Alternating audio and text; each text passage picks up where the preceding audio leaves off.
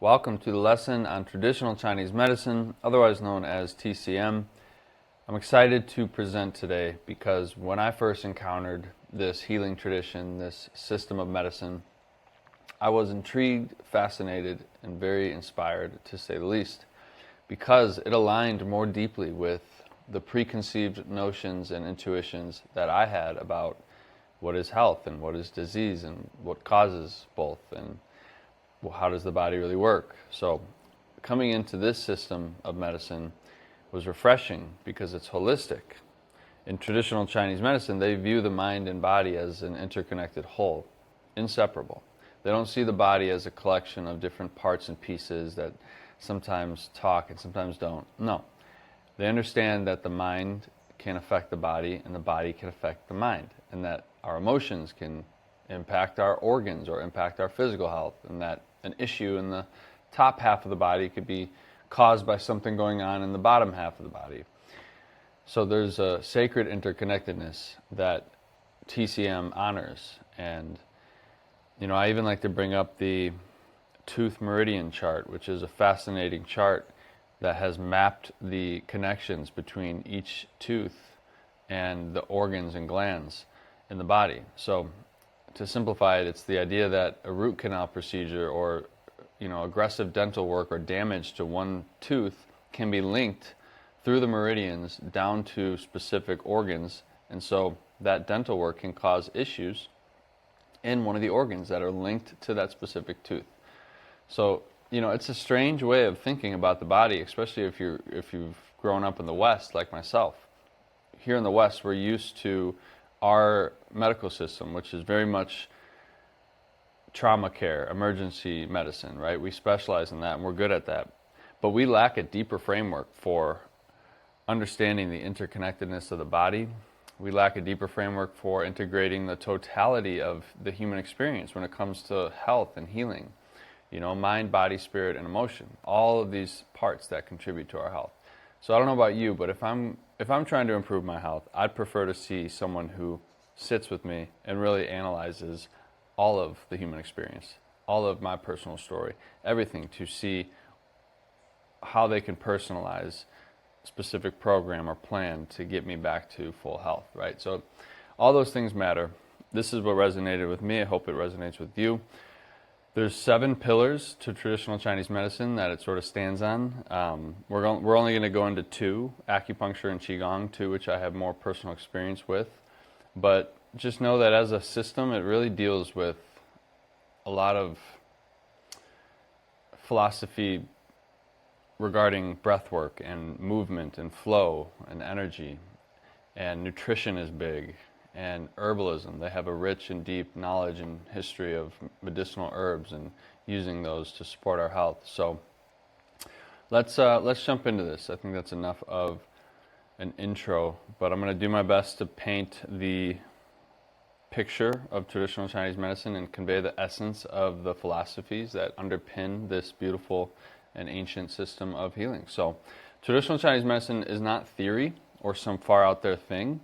And it's certainly not alternative, as we've sort of been led to believe here in the West. It's actually a time-tested, evidence-backed system that's worked for thousands of years. I want to say it's almost 3,500 years old. It dates back that far. And it works with the body, not against it. And, over here, the Yellow Emperor's Classic of Medicine is, I believe, one of the earliest surviving texts on traditional Chinese medicine. We have pulse diagnosis and qualities. There's so much I could cover. The elements: wood, fire, earth, metal, water. Of course, we have yin and yang as 2 very important balancing energies within the body. But we're going to proceed to the meridians next, and I think that's going to be one of the key things for us to understand here. It would probably take many hours of presentation to try and give you a thorough review of traditional Chinese medicine. So I hope to just provide you with what you need to get started in understanding. And also know that there's multiple ways to diagnose health in traditional Chinese medicine. You can examine the tongue and assess someone's health through that. It's brilliant stuff. So let's talk about the meridians. This is going to be very important moving forward. Meridians are like highways of energy within the body. There are 12 major meridians in traditional Chinese medicine, but TCM recognizes that the energy that flows through our bodies actually follows specific pathways called meridians. There are specific pathways that energy takes when it moves throughout your body.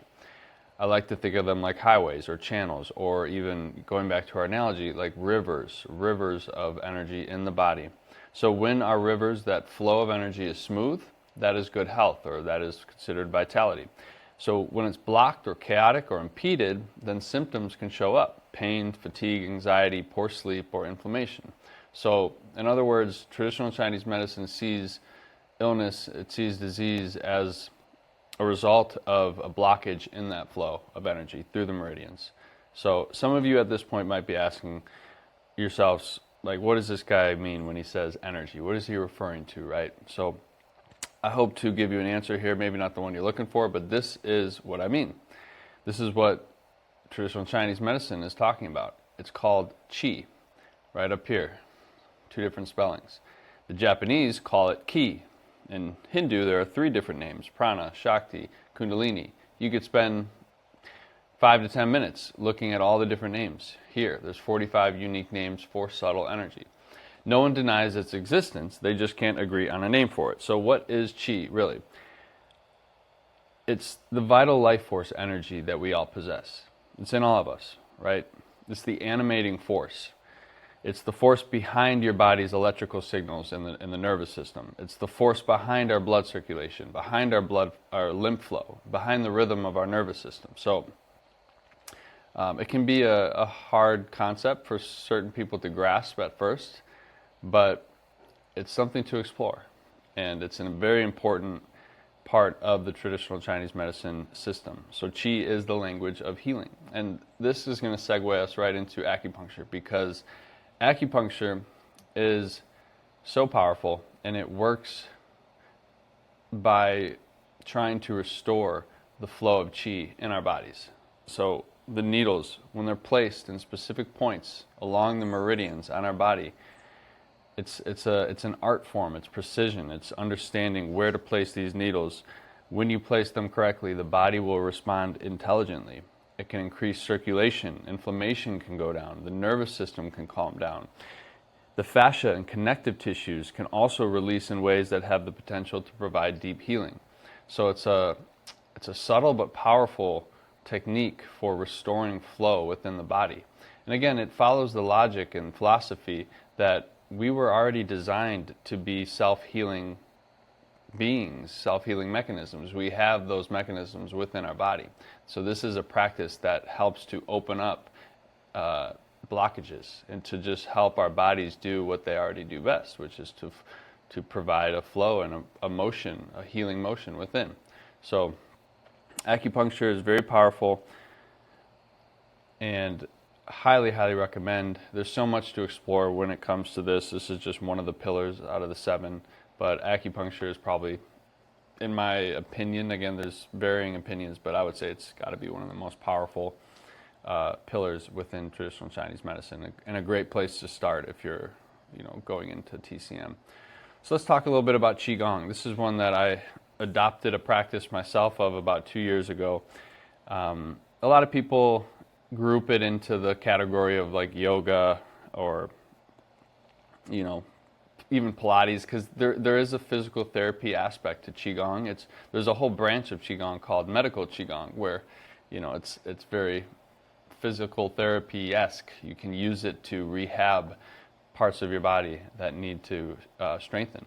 But it's also a deeply spiritual practice which can help you to find stillness and balance. And it's this practice that involves movement, very concentrated movements with your breath accompanying it. So it's coordinating your breath to movement. So it's building up. This is getting back to the qi. It helps to cultivate qi. It helps to build that qi within your body, that vital life force energy. And then you can learn to work with that energy. You can put it to different parts of the body. You can use it to restore the health of your organs, or to restore the health of just different parts of the body. So again, I'm doing the best I can to describe these things. There's going to be varying perspectives on how they work and how they operate, but I hope to at least center in on the essence of what Qigong and acupuncture are. So ultimately, let's wrap this up. What makes traditional Chinese medicine different, right? Coming back to this because it's worth repeating. Mainstream medicine often sees the body as separate parts. Okay? Traditional Chinese medicine is a system of medicine that understands that the mind and body is an interconnected whole. That an issue up here, right? Let's say there's an issue here, could be causing something to happen in the back of the car near the muffler or down below near the engine. I'm not an expert, far from it, on cars and how they work, but I love that analogy for the body. So hopefully this sinks in. Ultimately, what makes TCM different is that it doesn't just see your digestion or your emotions, your sleep, your hormones, or your oral health as separate issues. Rather, it sees the body as one intelligent system, always communicating, always adapting. So I hope this resonates. As always, any questions you have, reach out. I'm happy to share more, happy to clarify anything that may have come across as vague. So looking forward to the next one.